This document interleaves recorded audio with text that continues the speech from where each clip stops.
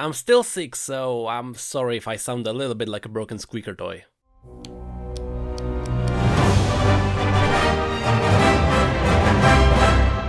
Hello everyone and welcome! In case you didn't already know, this is the second episode of the Versus series. Here we analyze battles not based on their in-game power, but based on their power according to the lore. And let me remind you that the story and lore of League of Legends treats champions way differently than the game itself. So, none of these matchups have anything to do with the in-game stats. So just like before on our Discord, I asked you, the viewers, to give me names of 2 or more champions that would make an interesting matchup. So here are 5 more duels where we answered the question who would win. When I go through these fight suggestions, I go for the closest and most complicated matchups. Battles like Cho'Gath the World Eater against Caitlyn won't cut it. Just like, well, this one. Thankfully our first fight is a challenge for both sides, as we look into Xerath vs Azir. This is a battle that will eventually happen in League in some shape or form, but we still have some references that will help us with this battle right now. In the Bloodline story we got a pretty good look at the powers of Nasus, and more importantly Xerath in comparison to each other. I think we all know that Nasus is pretty strong. Not only is his physical strength unmatched when it comes to Shurima, with the only exception possibly being Renekton, but his unearthly powers allow him to command the sands to some degree. The problem is, these powers won't be that useful when it comes to dealing with the manifestation of arcane magic. Xerath is not even remotely close to being a human. Sure, once he was Azir's servant, but now his body is nothing but pure arcane. This allows him to hover above the ground, command the force of arcane lightning, and embrace immortality for the rest of his fate. On top of that, he was able to gather fanatic followers to carry out his will. And with time, these followers turned into an army.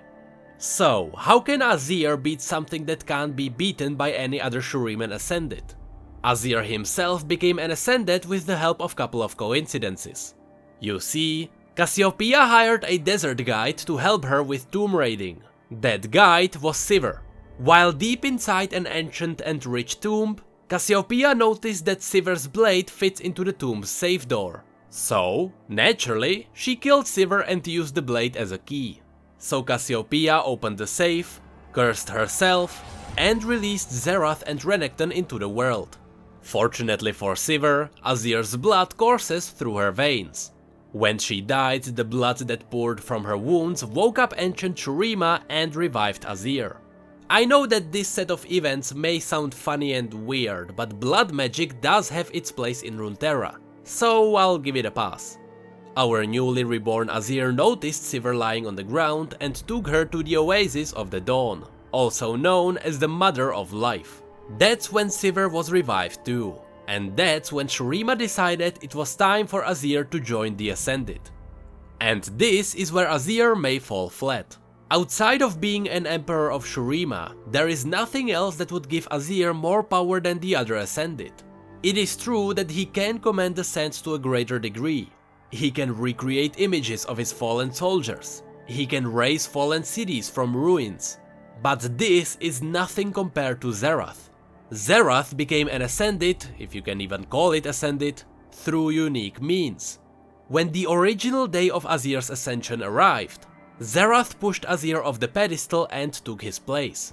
At first, Xerath just absorbed the power meant for Azir. But then he forced the sorcerers of the ritual to surge the power of the Sun Disk into him.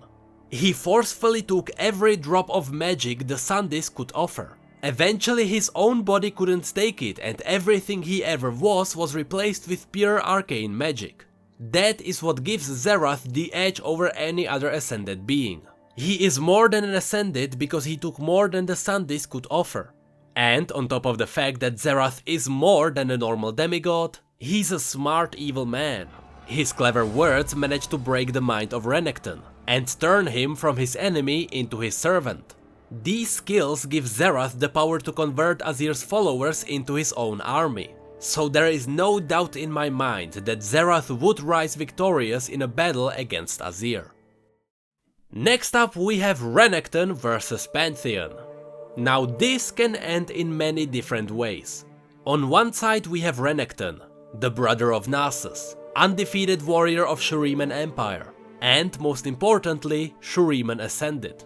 If we assume that Renekton has the same powers as Nasus, then fighting in the deserts would be a huge advantage on Renekton's side. Nasus was able to summon the Fury of the Sands. This would create a whirlwind of sand so powerful it would not only blind and choke people with dust, but it would also slowly burn away human skin. Since this ability is represented in Nasus's ult, we can argue that Renekton has the same kind of power, since his ultimate is identical. Also, when I mentioned that Renekton was an undefeated warrior, that's because he has never lost a war. Partially because his wars were led by Nasus, who is an excellent tacticianer, and also because Renekton's brute force knows no limits. But even so, his opponent is Pantheon, body of a Rakoran warrior, master of close combat, and most importantly, Targonian Ascended. In fact, because he is a Targonian Ascended, he automatically wins. But the answer is actually more complicated. Let's say that Pantheon and Renekton meet in Shurima, which is likely scenario since Targon and Shurima are right next to each other. Pantheon would likely let Renekton to engage to see what he can do.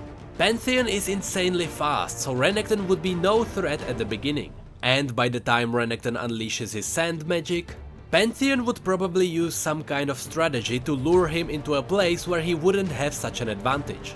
That is, if a sand whirlwind even affects a warrior of the stars in the first place.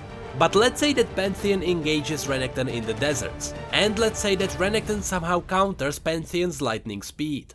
You see, even if this happened, even if Renekton killed Pantheon, Pantheon would still win.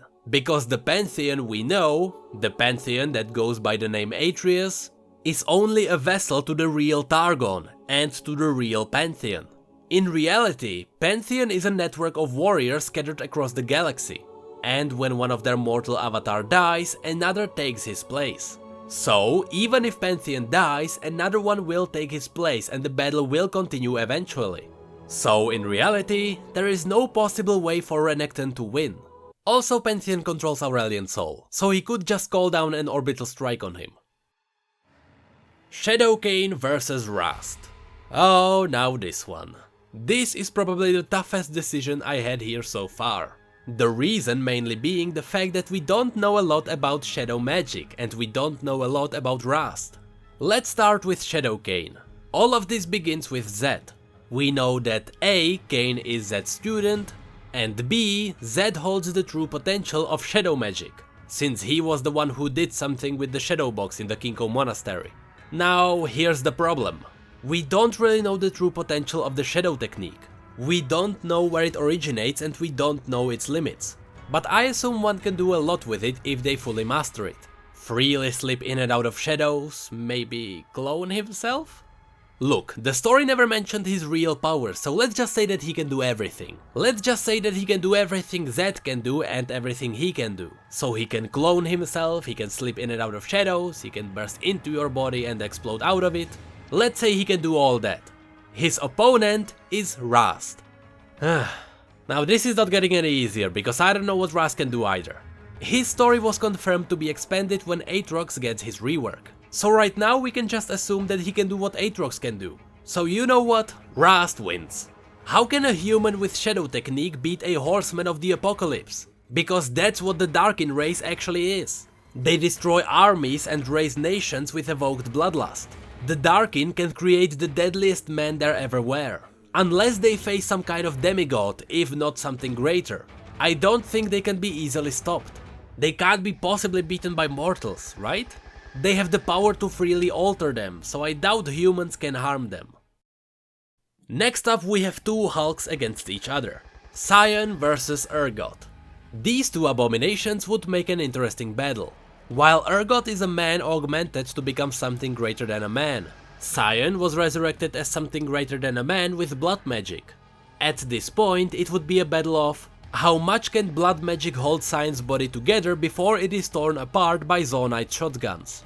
I'm saying that assuming that Urgot can't actually fit Sian into his meat grinder.